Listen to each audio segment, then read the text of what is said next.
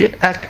Yeah, so thanks everyone for coming. Yeah, so today we're gonna have hollowaya presenting on their work on bringing avatars to IRL using AR. So yeah, I'll leave it to them. Hello, okay. This is my first presentation in VR, so yeah, bear with me. So I'm hollowaya. A bit about me, I work at Sunflower, but one-person company, so it's just me. And previously we were working on tools for crypto artists, so now we're working on this. By the way, if you have any, if you want to like ask any questions or interrupt at any point, please, because yes, yeah. So I'm going to be talking about how we can bring VRChat style avatars to real life. Next slide, please.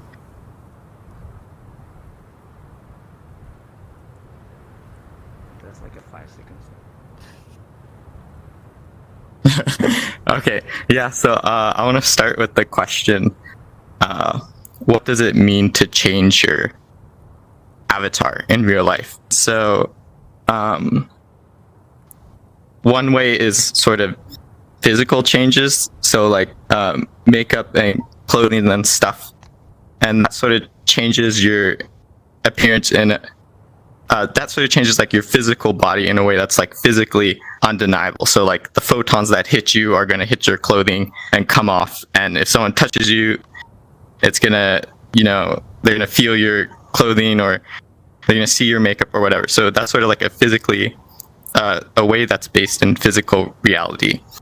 And the other way, which is just now developing with VR and technology and stuff, is virtualizing the body. So GFX always says morphological freedom, which is really cool. But yeah, that's the second method.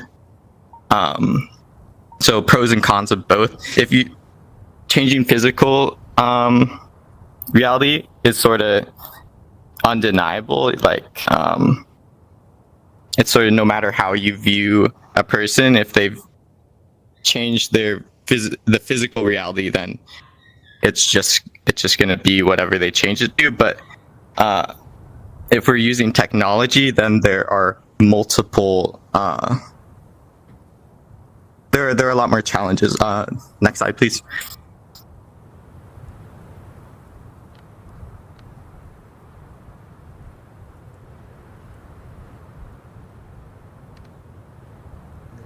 Yeah. Okay. So, these are like sort of multiple.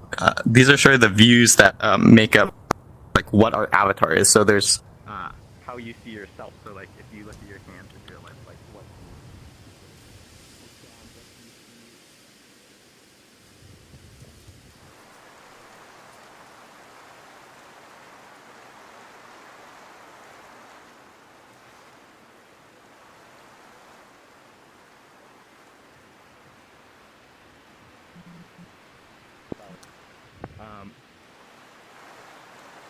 And then there's, of course, another view, which is how people in VR see you.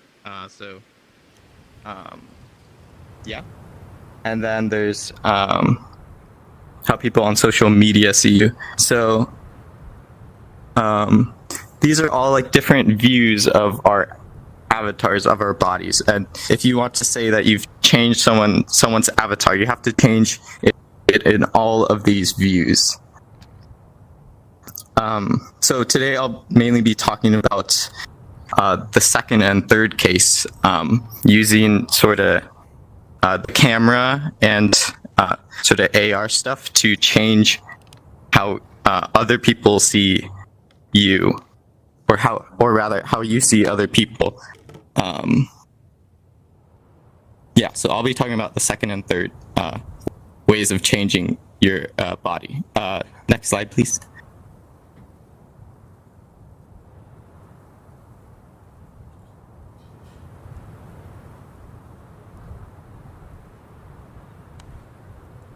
Oh yeah, so this is like the a demo of the technology, and this is like the non-real-time case.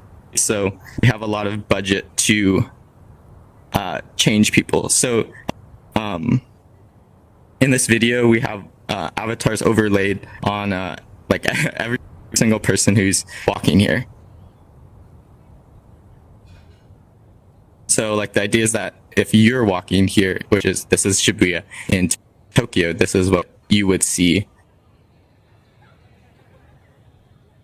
Wow. Yeah. So I want to see that. yeah, that would be awesome. So that is like the non-real-time case, but it was like an experiment to see what's possible if we have like a lot of compute budget. Next slide, please.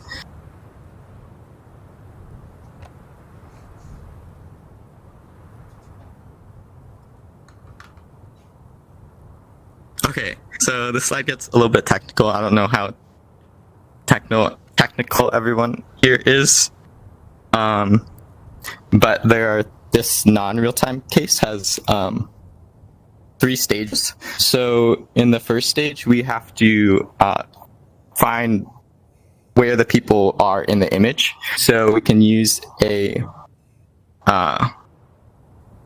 detector for that. So the detector used here is called YOLO X. So basically, you give it a frame of the video, and it will spit out a ton of boxes around different things in the image. So it will tell you like where the cars are, where the people are, like if there's like a dog or a goldfish or a sign. And so in this first step, we feed in the frame and we extract where all the people are.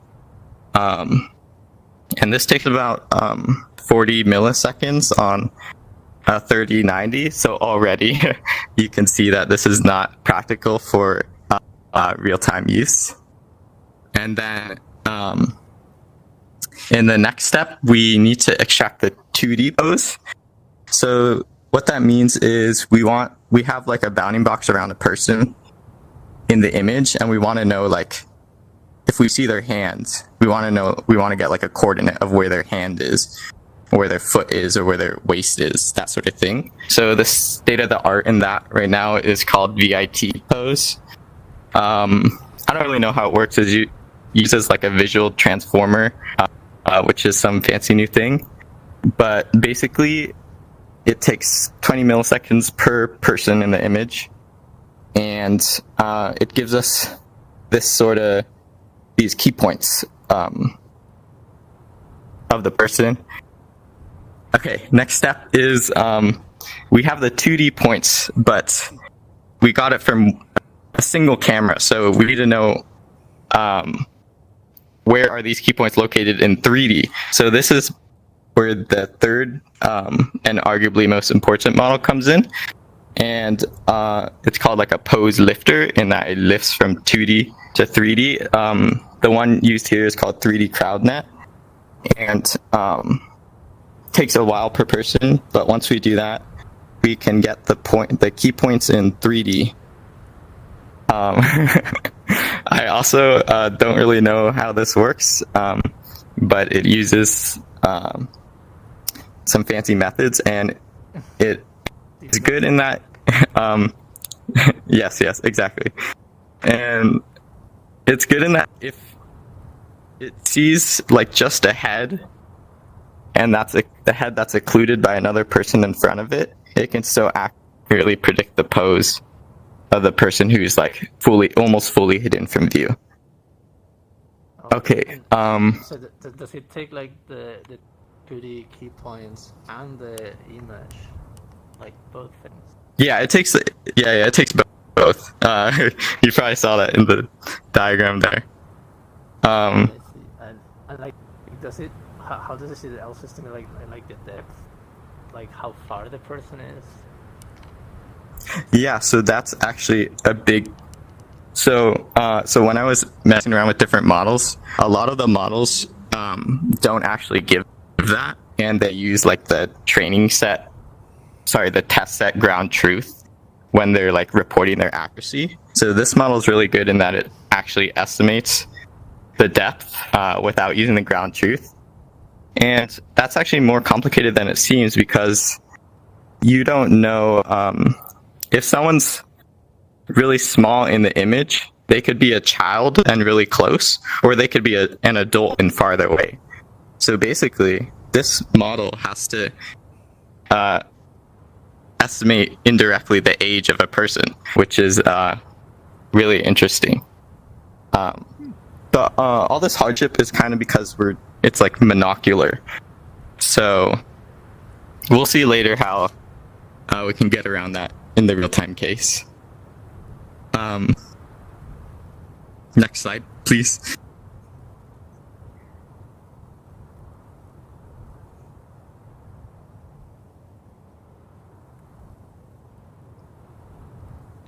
Okay, yeah, so once we get these 3D key points, we have to draw the avatar, right?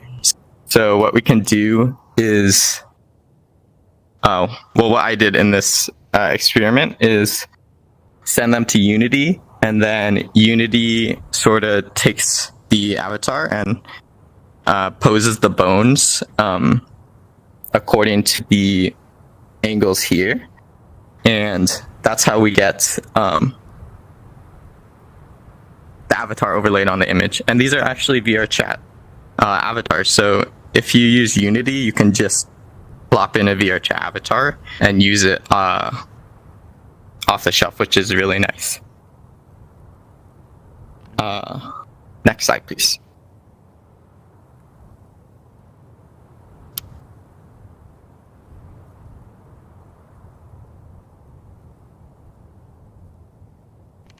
Okay, yeah, so now we're moving to the real-time case. So this gets a lot harder. So this is a demo of key point tracking on Magic Leap 2. So you can see that like it's tracking like my hands and waist and feet and all that. And it's using this model called Blaze Pose from MediaPipe, which is a pretty popular model for pose detection. And basically the benefit now is that we can run on this device here. So like instead of running on a 3090, we're now running on this device, which not shown has like a little like phone shaped appendage to it, but it's much more efficient and lightweight. And this is filmed through the lens of the device. So like this is sort of what you would see in the through the lens in the device minus depth. And you can sort of see my debug view there where I show what the camera is seeing. Next slide, please.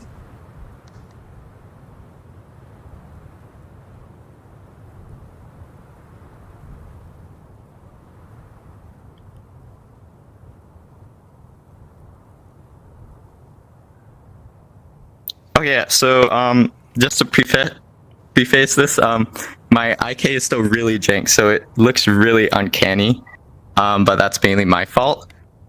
But here we can see the avatar composited on the image. And we use this, instead of Unity, we're now using this library called StereoKit for rendering. Very good, like it's like a game engine, but very lightweight, so highly recommend. And one thing I hear people mention a lot about AR is like, oh, it's going to be like transparent, like it's not going to be as good as pass-through. But one of the things that Magic Leap does, which is really cool, is like they have a literal LCD as part of their optical thing. So like they can block light from the outside behind where the avatar is. So basically, they're like blocking light behind where I'm drawing the avatar. So the problem of like seeing stuff behind the drawn image, the drawn model, is not really a problem. They kind of like solve that really well. So as you can see, like you can't really see me behind where the avatar is, and that's because they like there's literally like an LCD that can block light from the outside. Yeah, so you've probably been looking at this enough and you can see how jank it is, but also that it is tracking me. Yeah, are there any questions at this point? If not, next slide, please.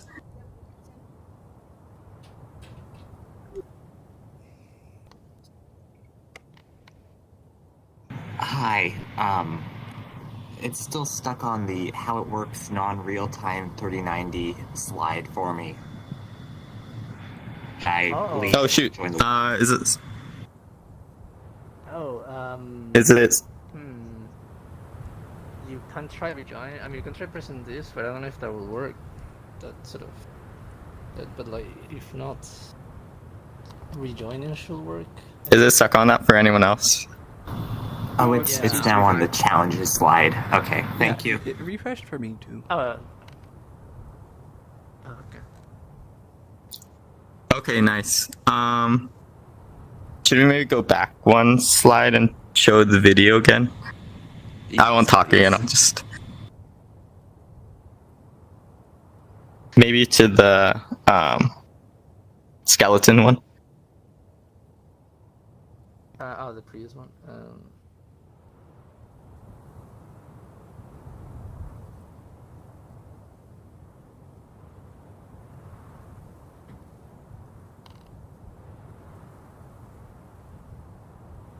Yeah, so this is the skeleton tracking on device. And you can see it's pretty good.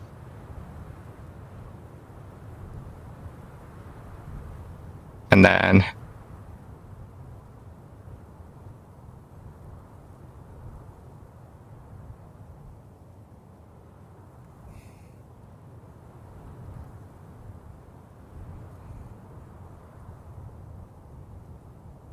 then this is sort of my currently very jank avatar overlay. So what are the difference between like StereoKit and Unity? Like. So yeah. So Unity is like kind of a behemoth, but it gives you a lot of stuff. But the reason I didn't use it is because when I'm developing on device, it's like I need to code these like custom C libraries to access the camera and do the pose detection. And integrating with Unity is kind of like a pain, in my opinion. But Unity can run on device. I think most people use Unity to on the Magic Elite. But yeah, I think for prototyping it's not as good, at least when you're using like lower level C stuff, or at least I haven't figured it out yet. I see.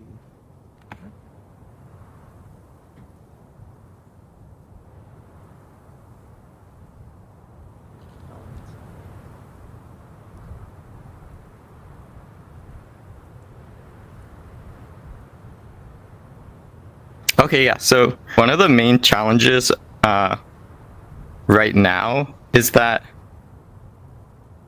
in the non-real-time case, the model is like really like advanced. So the model predicts like how far away from the camera a person is. But now in the real-time case, we don't get that because the model can't do all that like crazy like indirect age prediction and stuff to figure out how far away a person is. So the method I'm using right now is we can, like, I know my height, so I just I use the program to decide how far away it should draw the avatar based on sorry. I know the height of myself, so I can use that to determine how far away how far away I am in the image. But this doesn't really work very well, both because of inconsistencies in the pose model output. Like the pose model predicts like a relative 3D location of the key points, so like it's already doing estimation for like the 3D position relative to the hip. So like when I apply this other sort of estimation of like how far away I am, it gets really jittery, and it fails in certain cases. So what we really need is like a really good ground truth depth estimation, and there are two ways we could do that. We could, if we had two cameras, we could detect key points on both images and then use basic like triangulation to determine where those key points are in 3D. The second method is sort of the same thing, but just in a sensor. So if we have a depth sensor, it's basically going to do like that sort of triangulation in real time, and then we could use that to determine how far away someone is. And I think this works up to like around 5 meters or so. So obviously once someone gets further away from that, we would want a different strategy. The annoying thing right now is that the Magic Leap SDK does not give access to the depth sensor, even though it has one, which is really annoying. But also the Quest Pro, which is sort of like the main other device, doesn't have a depth sensor. I think they removed it at some point. So this means that anything running on the Quest Pro is going to also need this sort of same height-based distance estimation strategy, or we need some sort of real-time meshing on these devices. So what that means, what like meshing is like if you're moving around the world, like it creates a mesh of like your walls and like your bed and whatever else you're looking at. Right now that happens with some delay, but if it can happen in real time, then we can have a real-time mesh of a person, and we can also determine depth based on that. So is that taken into account? So yeah, this image, devices moving and stuff. the meshing. Yeah. Yeah, so the meshing uses like I don't know, like SLAM stuff. Like it'll do what a depth sensor is doing, but like a little more jank. So like it'll see like a dot on the wall, like at t equals 1 and t equals 2, and like you can do some like matrix math if you have like 10 key points to determine like how the camera moved, and you can also get like position of the dot. I don't know, it's like fancy, but yeah. This image just shows like you don't know whether someone's further away or if they're bigger, which is where the like age estimation comes into play. Next slide, please. Like knowing your height, could you not use like a 2D key point model plus your height to estimate the depth? Yes. So that's what I'm doing currently. That's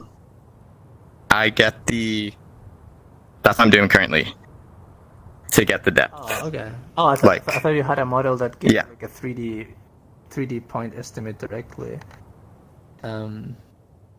So the real-time model gives you relative 3D.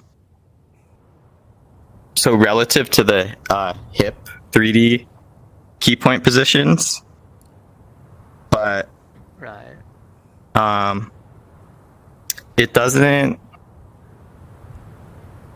give you it doesn't give you enough to determine the depth on its own. Yeah, I was just saying that if you also run like a 2D key point model, and you know the height, like I imagine you could estimate the depth, right?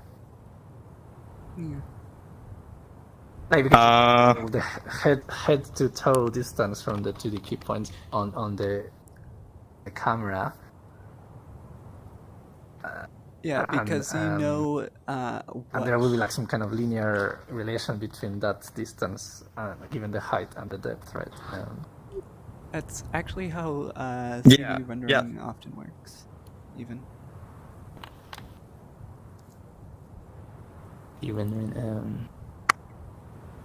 Given it's the opposite process, but generally, right. The further 2 points are, the smaller the distance will be. Yeah, yes, it's like the opposite of perspective, projection. Yeah, so there's a lot of projection math going on in my code where, like, if you know 2 points in the image, you know that they're along a ray from the camera. So like there's like one unspecified dimension. So like if you have, you know, their head and their foot. If you have their head and their foot, you know that the head lies along this ray in 3D space and the foot lies along this ray in 3D space, and you can do stuff with that. Yeah, and if you know the height So, like, of the person, then you can like know how far it is, right? How far the person. Yeah, that's what I try to do. It doesn't work that well.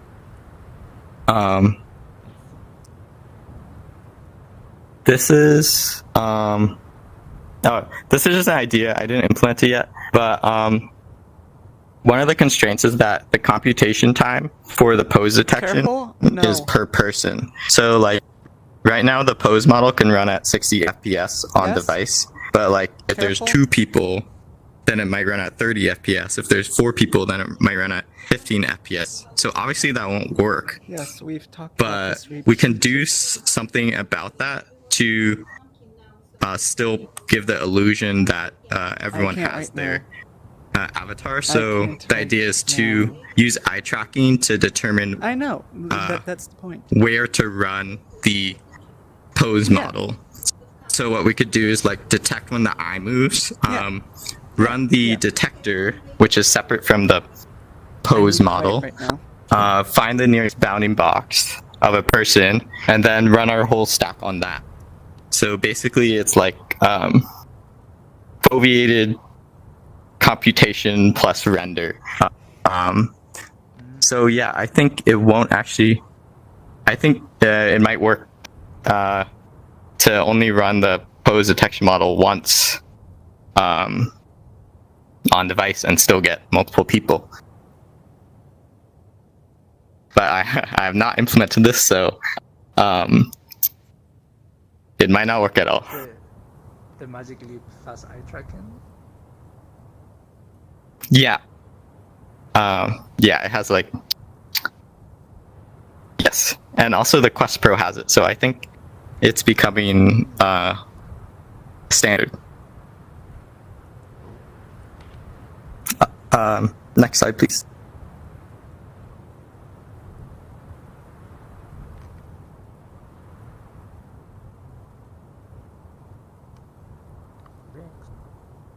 Okay. So as you maybe saw, my IK is not very good right now, but this is one of the challenges that's unique to AR that doesn't exist in VR. So this orange outline is like the person in real life, and the obviously behind them is the avatar. So obviously in the first case, you can say move the avatar's hand position to the real person's hand position, and move their foot position to the real person's foot position, and everything will match up just fine. But say in the second case, where there's somewhat of a size mismatch, if you just match the hand positions with IK, then the avatar is gonna look weird. Like it might have its hands permanently above its head or something like that, because because of the mismatch between sizes. So like what you want to do in that case might be to match the angles of the arms instead of the absolute position of the hands. And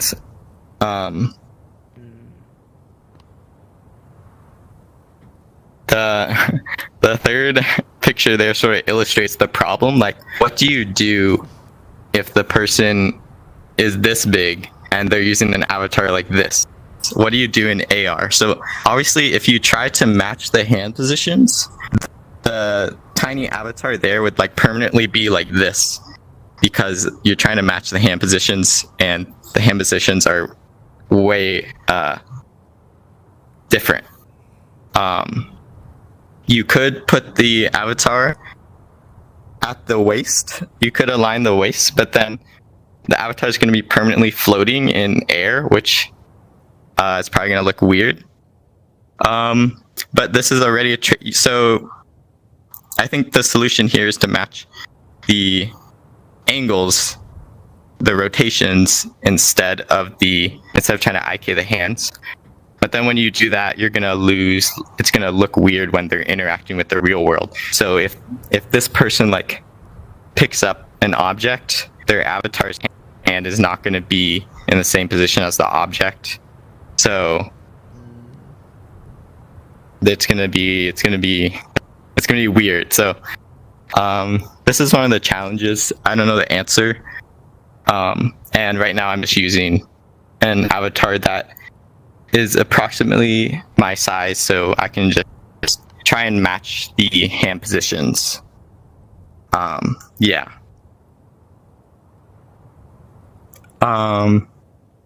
Yeah, next slide, please.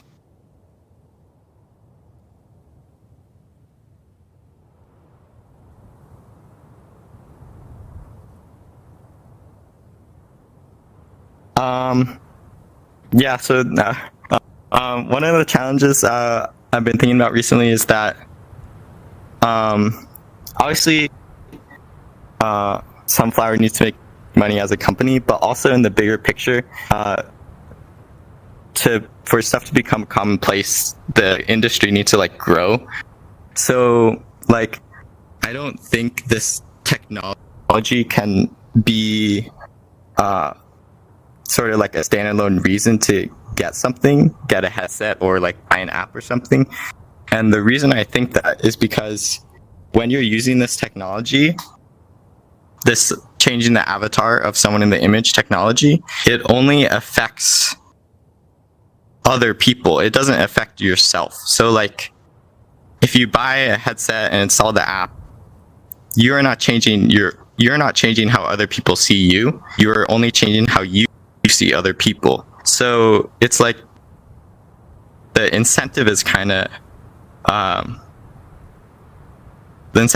messed up. So I think in that case, the options are to either build for stuff people already have and like change what you're building so that it matches, so that like the people know, like the benefit of seeing other people differently is not as much as changing your own appearance. But if you already have a headset, then it's not that big of a deal to install an app. Or the second option is to try and make something that's more compelling for the individual, so the incentives are sort of better. Next slide, please.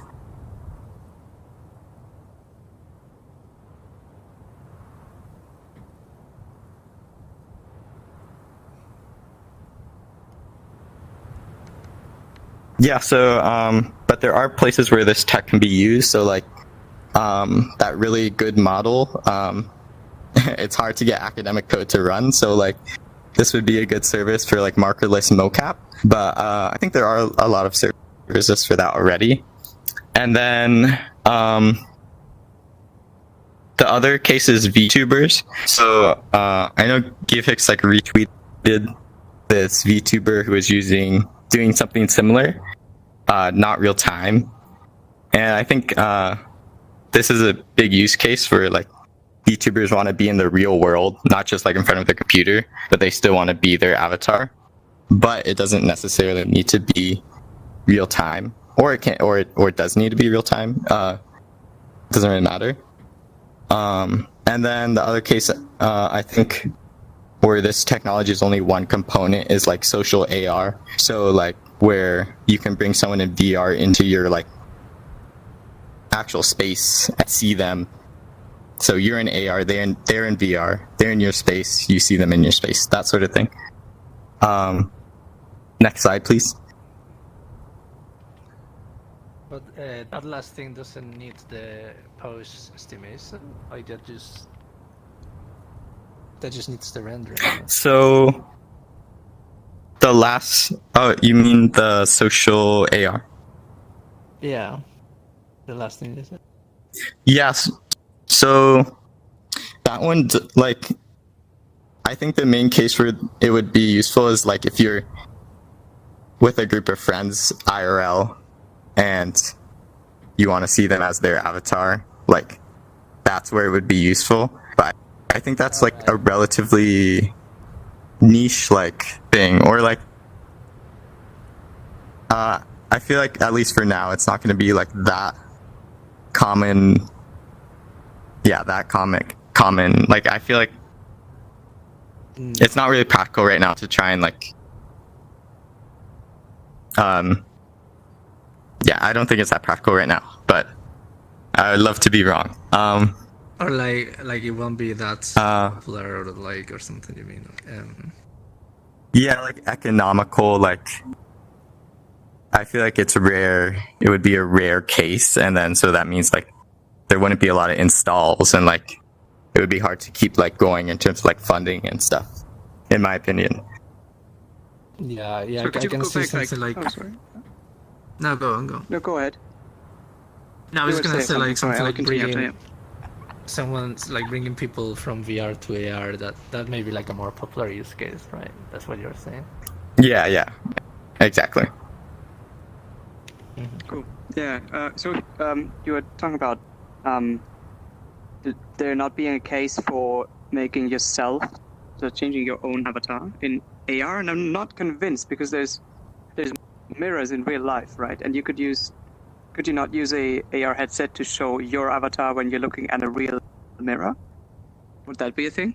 Oh yeah, so that's a great question. So like I've definitely been doing that with this technology. What I was trying to say is like the technology that's used for that would be a little bit different.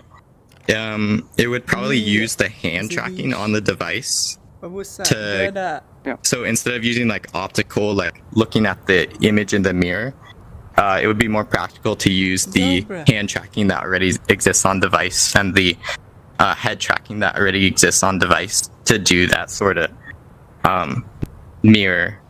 And one benefit of that is that you wouldn't need a physical mirror to see you could just put a mirror down in AR and see yourself. Yes, that's this technology. Mm-hmm. Yeah. This technology specifically would need an actual mirror, which is why I think it's less practical for that sort of seeing yourself case.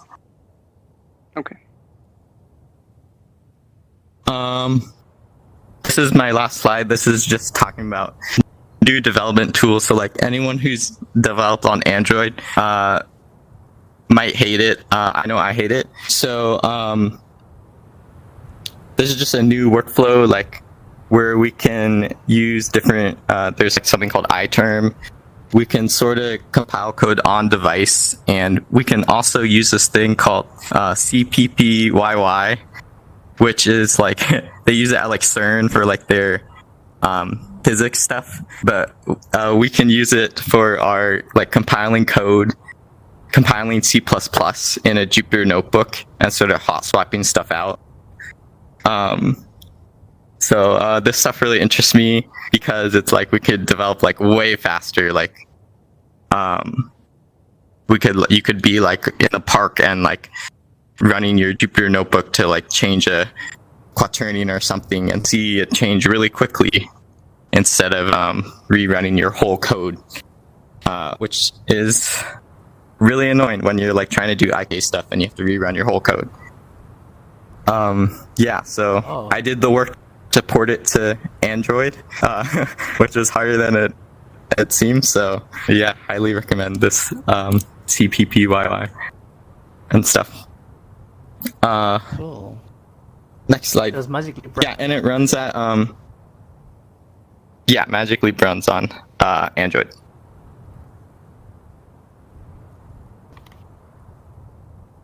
Yeah, and it runs at this approximately the same speed, at least as far as I've seen, because it like compiles the code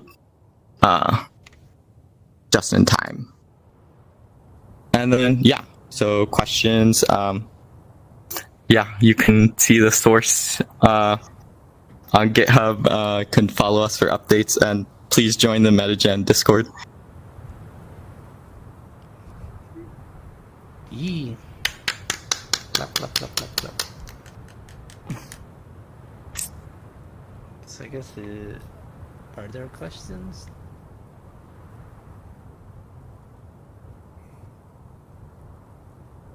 Well, I have a question, or actually maybe like two.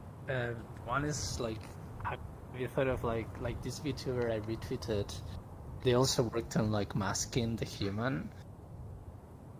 Have you thought of how to do that? Yeah, so for this stuff, the avatar overlay won't cover. So I think what they were doing in that video is they were using the AI infill to sort of like Adobe After Effects probably has some sort of AI infill. So that would be a little expensive to run on device. But with our pose model, we actually get like a mask of the person. So if we have a depth sensor, we can just project that mask onto the depth mesh and then like replace it with whatever material we want. Or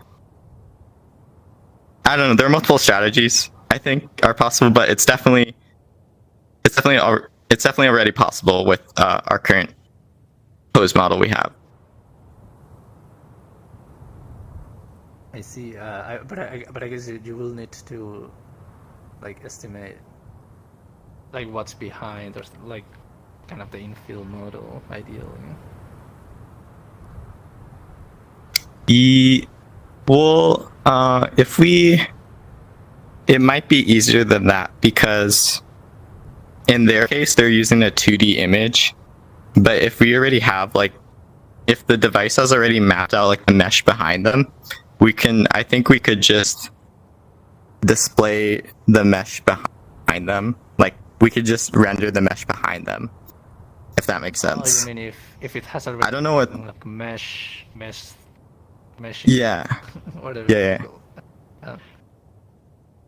I don't know what that would look like though, because it would be like part of your world would be like a rendered mesh, just a part. But I think it would work. Yes, I think it will work. I just thought of a question. So you said earlier that you could use the headset tracking, including the hands, as an alternative to the visual systems. So if I am looking at a friend and they have an avatar that I'm replacing their image of, that would imply that they're in on the whole thing. So what if they also wear this headset? Would that then solve some or most of these 3D tracking issues? We could use their headset. Yeah, so that's definitely one idea, and then you don't really need any of this optical stuff, because you could just transmit their headset location and their hand location to your headset and then render it based on that. where that gets a little complicated is that most headsets right now don't localize to the same space. So what that means is like they know their relative location from where they started, but the spaces between the two headsets are not like aligned. Like the origin of the first headset is not the same as the second. I think though that problem is getting solved. And the second challenge might be latency. So it might be that there's too much latency from headset to headset, or it might not be. I'm not sure yet. But so yeah, that's also an alternative way that it might happen for replacing your friends with avatars. Yeah, I really agree with Kenneth. Actually, I was gonna kind of ask the same thing, because that's how I see really the future of AR evolving towards, like everyone having their headset, because I mean, imagine everyone wants to see this sort of AR overlay on the world, so everyone will have the headset, and so you will be able to use the sensors on the headset. But actually, okay, like I didn't think about the latency. That's a good point. But if that wasn't a big issue, I think like what this will probably evolve is like all the headsets that are like in a vicinity will kind of work together in a kind of sensor fusion way to sort of estimate the world. You know, they will like share data to create the meshing, share data to estimate your pose, right? Like, because like doing full body, I mean, hands is easier, but like full body pose estimation from the headset with the cameras in the headset isn't that easy, and you know, like there could be angles which are hard to estimate. But imagine you did fusion between that and someone that is seeing you, and they see more of your body than your own headset, and you could like fuse both of those data to get a really, you know, good estimate, and then that estimate is shared between both headsets and so on, right? Like I think that sort of development will be like super cool. I would love to see. Yeah. That would be really cool.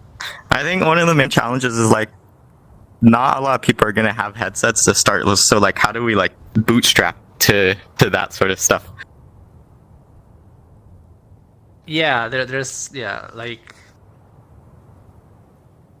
but it will be cool to like work towards, oh, like what if the other person does have a headset? But I guess your point is like at the moment not that many people do, but There's an excellent thing you could demo though, like just give two people the headset and you've already got a working demo, right? I mean, you could solve the latency initially with a local system, and then I think 5G is already plenty in terms of the latency you could theoretically achieve at least.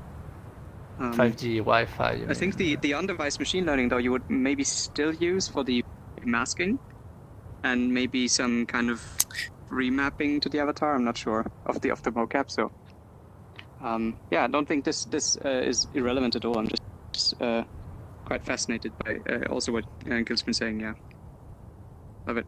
No, yeah, I agree. I'm not. Although I've worked on this for a while, I've begun to realize the same thing, that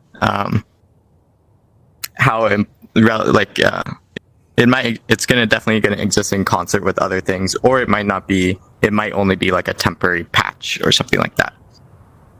I mean, I actually think this technology will stay relevant, but like it's probably gonna fuse with like data from the device. That's how I see it happening. It's like, because well, I mean, like we'll see how good full body estimation is from something like the Quest Pro. I don't know yet how good it is, but did you see they perfect faked it? Yeah, I heard they faked it. I heard that. I had heard So that we don't really know how good it is. But I mean, apparently it's a real thing. But I guess we don't yet know how good it is until we see a real demo or something, right? Yeah, I think they made a paper, but I don't know if they released like the code for it. I just saw recently they released the SDK though, so like people who are buying the Quest Pro can apparently begin to use it, I think. That's nice to hear. Cool. All right. Maybe. but we'll see how How that are works. they doing? How do they plan to do the lake trekking again? I think they are using the cameras from the headset, right? And probably some machine learning model or something. Yeah, there's like two cameras like right here, and they look down-ish. Yeah, but it's like a very different model from the ones you're using because it must be trained from that weird perspective, right? Yeah, yeah. Zuckerberg's They been found looking a at lot our of feet the whole data. time. yeah. Yeah. But like like if you do something like behind your back, or it's not gonna do great. Probably.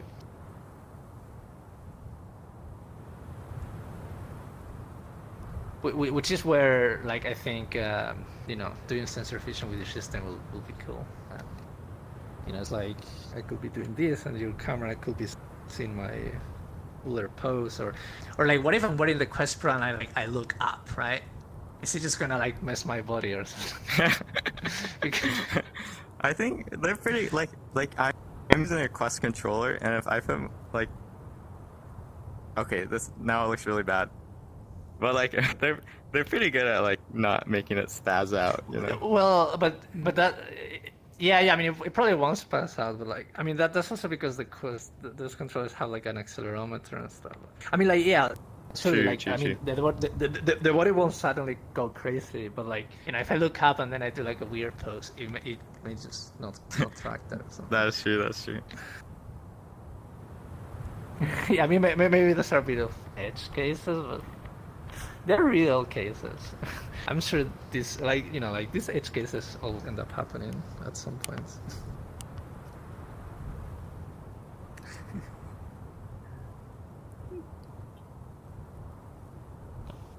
So, for the VOD, do you want to talk about the links that are on screen right now? You're on Twitter. You're on the MetaGen Discord. Oh. What's included in the source code, maybe? Yeah. So if you want to follow along with like the AR stuff we're making, please follow Sunflower Industries on Twitter, and then also this event is organized by MetaGen by GFX, so please join the Discord. I'm mainly hanging out there. And if you want to see all the source for all the stuff I presented, it's there on GitHub.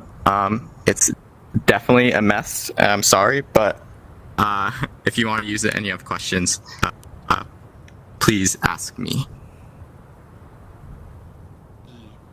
So at the moment, it's only being developed for the Magic Leap 2, but do you plan to like develop it for the Quest Pro or some other device in the future?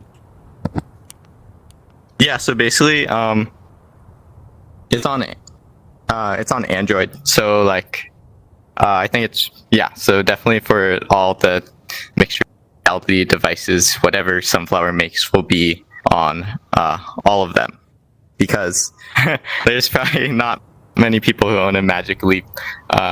Yeah. Yeah.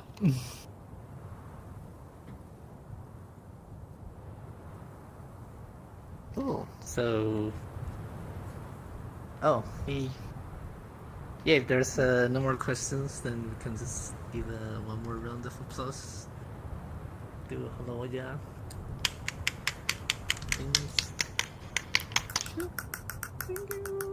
Thank you. Yeah, thank you everyone. I had fun presenting. Yeah, hopefully Choco's video worked, because I was also recording and then I realized that it wasn't recording audio. But yeah, thanks, and yeah, feel free to hang around for a bit, or for however long we want. But yeah, thanks everyone for coming. Or actually, we may take a picture, maybe just before everyone suddenly disperses.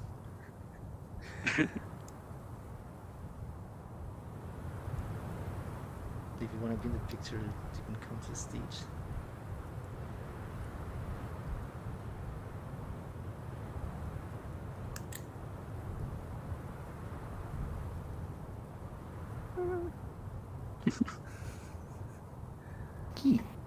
One stream 2. say, oh, we're in stream. Okay. Make furries real. Make them real. E- and anime girls too. And cute blushy Okay. Avalis as well. And handsome Rex. Okay. Yeah, so yeah, feel free to hang around.